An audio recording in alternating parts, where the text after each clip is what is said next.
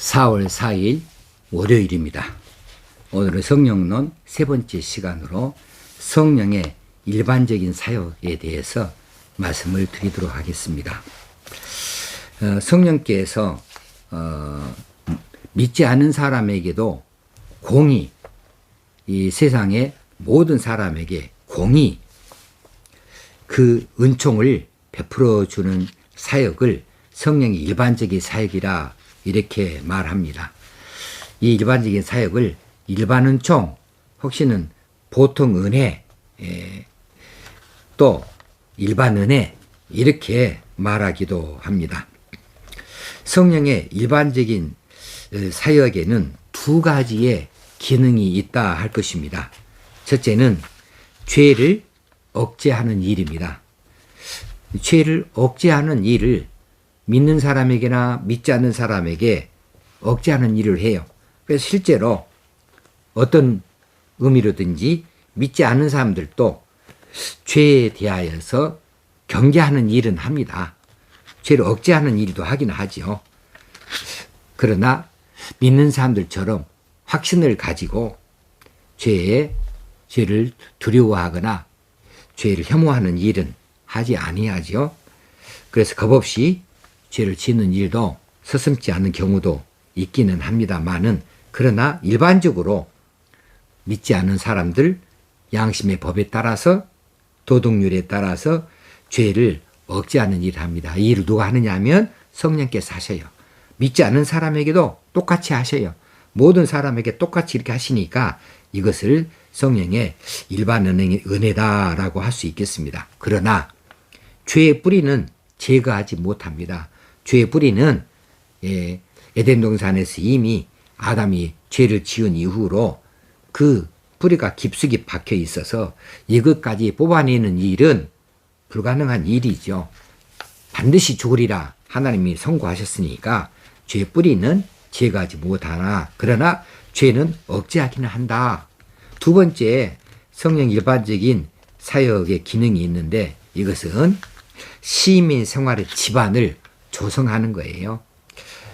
모든 사람들이 함께 이렇게 공동체를 형성하고 서로 돕고 서로 질서를 지켜서 시민 생활이 가능하게 할 수 있도록 그렇게 성령께서 은혜를 베푸신다, 은총을 입히신다고 하는 거죠.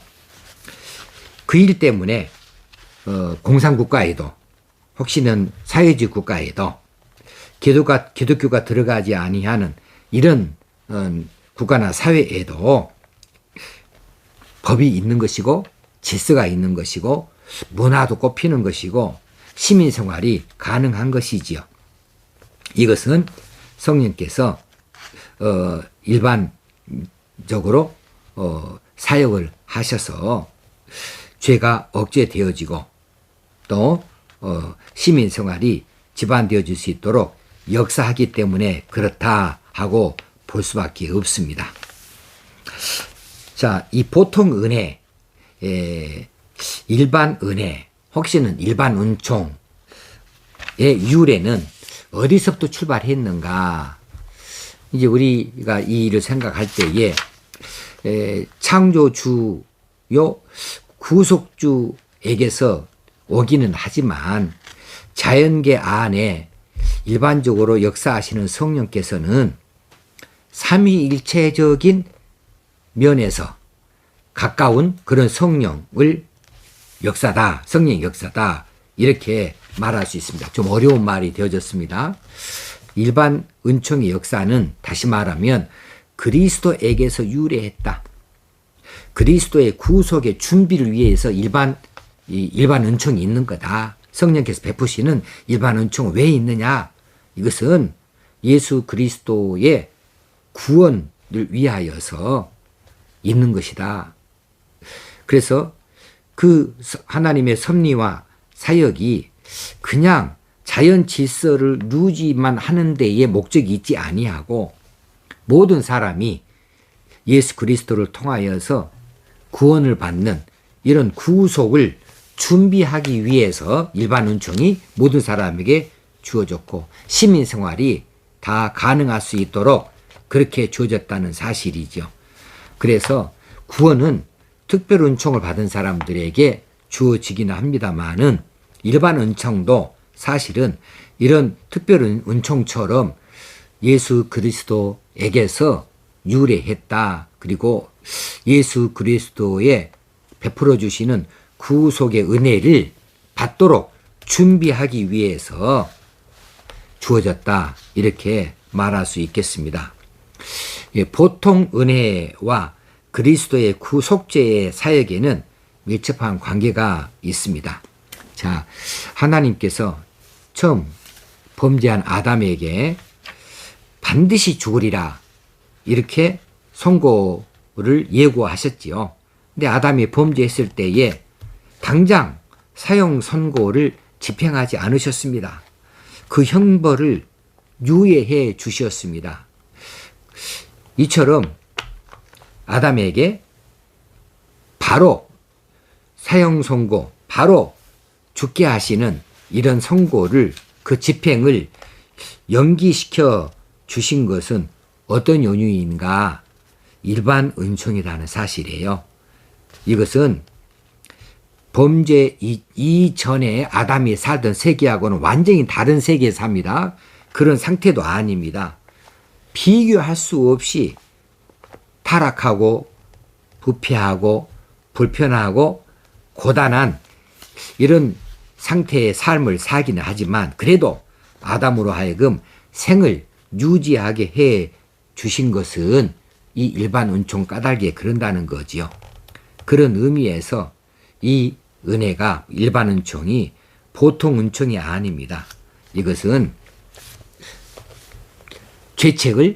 죄의 책임을 처음부터 제가 하지는 못했지만은 그럴지라도 이 은혜도 보통 큰 은혜가 아닐 수가 없는 거지요. 자, 이 일반 은혜의 진리는 초대교회 때나 혹시는 중세 때에는 이 일에 대하여서 주목하지 못했어요.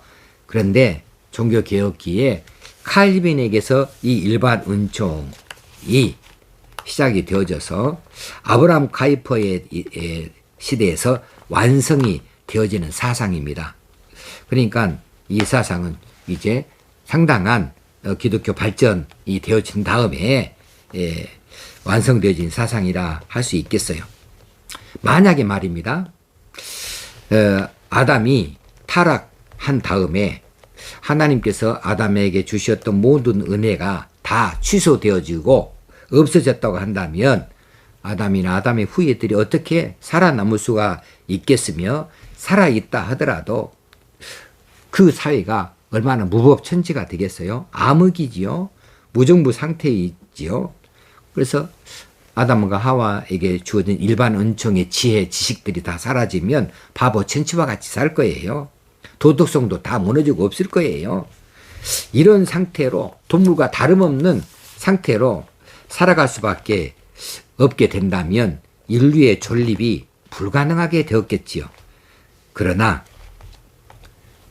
하나님께서는 전쟁 상태에서 전쟁이 끝난 다음에 그 사회가 어떻게 회복이 되어지는가를 우리에게 보여주시면서 그런 방식으로 아담의 타락, 아담의 범죄 이후에 하나님께서 얼마나 일반적인 은혜, 보통 은혜를 베풀어 주셨는가를 우리가 찾아볼 수 있겠습니다.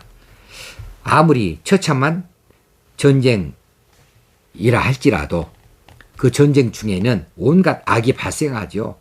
온갖 갈등이 다 생기는 거죠. 많은 사람이 죽고 다치고 또 불구가 되어지고 많은 재산이 다 없어지고 건물이 파괴되어지고 문화가 다 훼손되어지고 이 죄악들이 횡행하게 되어지지만은 전쟁이 끝나고 나면은 그 상처도 점점점 아물게 되어지고 질서도 점점점 회복이 되어지고 또 건물도 재건이 되어지고 정상적인 시민 생활로 돌아갈 수 있게 하는 역사가 있지요. 또 그 와중에도 영웅들이 나오고 천재 예술가들, 훌륭한 예술가들도 많이 나오게 되어지면서 인류 문화가 이제 회복이 되어지고 또 발전이 되어지고 시민선이 또 이루어지게 되어져서 이제 서로 돕고 우애하고 사랑하는 정상적인 시민 생활로 돌아가는 법입니다. 이렇게 해서 인류가 존속이 되어지고 보존이 되어지는 것인데, 이렇게 하는 것은 성령의 일반적인 역사라고 하는 거예요. 일반적인 은혜라고 하는 거죠. 보통 은혜다. 그래서 악과 죄를 억제하시고 처음 주셨던 은혜를 회복하시려는 하나님의 일반 은혜의 섭리 때문에 그렇습니다. 그래서 아담 이후로 인류 사회가 크게 하나님께로부터 이런 일반 은혜를 입게 되어져서 그 사회가 유지되어지고 또 그 일반 은혜의 뒤끝에 사회가 정상적으로 시민들이 생을 유지할 수 있고 시민생활을 그렇게 기반을 유지하여 돌아갈 수 있게 하는 것은 마치 전쟁이 끝난 다음에 회복이 되어지는 것처럼 하나님께서 다루시고 또 하나님께서 간섭하신 일반 은혜의 섭리 때문에 그렇다고 하는 겁니다. 그렇다면 과연 왜 그렇게 했을까?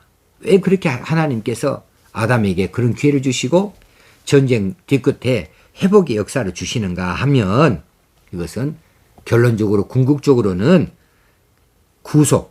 구원 때문에 그렇습니다. 구속을 위해서 그렇게 하셨다는 거예요. 일반 윤총의 역사는 그리스도에게서 유래했다고 그랬습니다. 그리스도의 구속의 사건 때문에 그렇게 주어지게 되어졌고, 또 믿지 않는 자들이 예수 그리스도의 구원하심, 그 구속을 받도록 하기 위해서 이 일반 은혜가 그들에게 주어졌고, 그런 시민사회가 유지되어지도록 그렇게 존립을 세워주셨다는 사실이 되겠습니다. 자, 보통 은혜의 방법이 있습니다. 보통 은혜의 방법은 첫째는 자연계를 통해서 보통 은혜가 주어집니다. 우리가 낮에 저 태양을 봅니다. 빛도 또 열도 우리가 받게 되어집니다. 저 태양 없이는 삼라만상 모든 것이 살아갈 수가 없는 거죠. 생명 유지할 수가 없어요. 근데 저 태양은 모든 사람에게 공이 똑같이 혜택을 줍니다.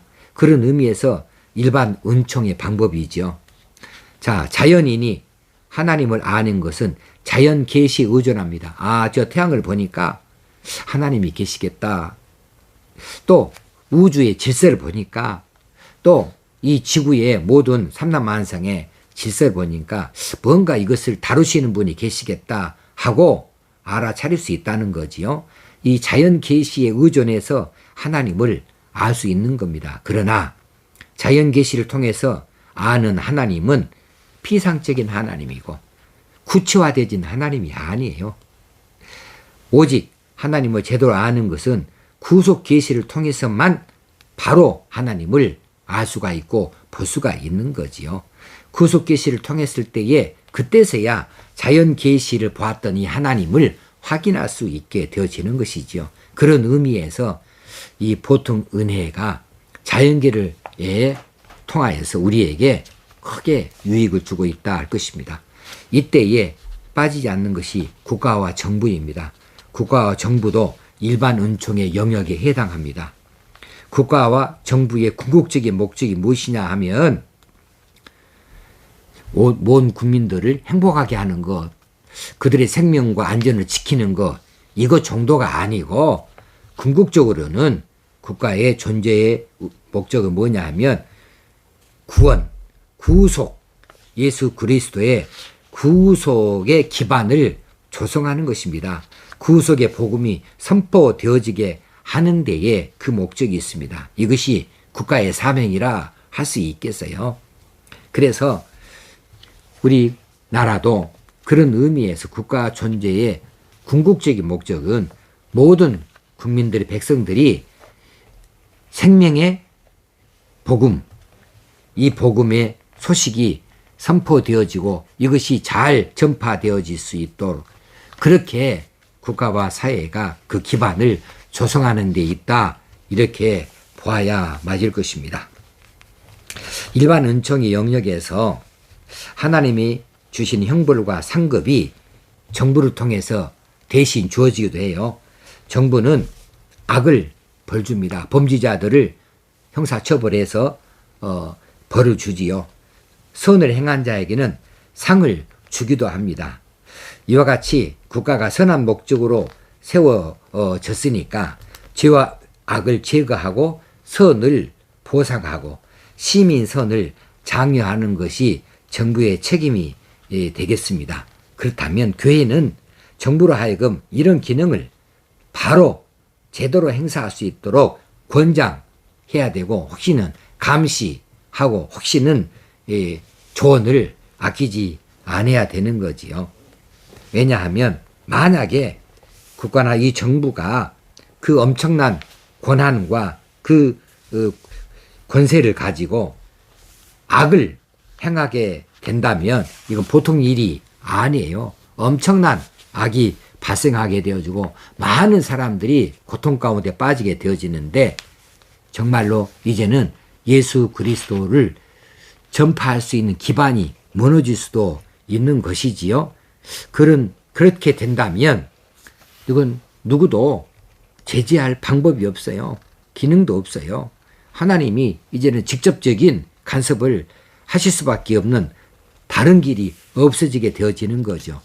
그래서 히틀러 시대를, 무소리니 시대를 말하지 않다 할지라도 우리가 그런 상태로 국가 정부의 권력이 행사되어지면은 아니 되니까 교회는 국가 권력에 대해서 잘 살필 수 있도록 해야 되고, 혹시는 조언도 아끼지 않아야 되고, 또 그렇게 잘 그 기능을 행사할 수 있도록 권장하는 일을 교회가 맡아 해야 될 터인데, 지금 이 나라에서 교회가 과연 그런 노릇을 하고 있을 수 있을까, 하려고 하는 것인가에 대해서는 많은 말들이 오고 갈 것입니다. 그러나 우리는 기도할 수 있습니다. 그러므로 새 정부가 5월 10일 날 들어서게 되어지는데, 하나님이 의도하시는 그런 국가 정부가 될 수 있도록 우리 온 성도들이 함께 기도할 일이고, 국가를 향해서도 그런 권고 권장을 우리가 잘 감당할 수 있도록 그렇게 해야 할 것입니다. 오늘도 행복한 하루가 되어질 수 있기를 바랍니다. 감사합니다.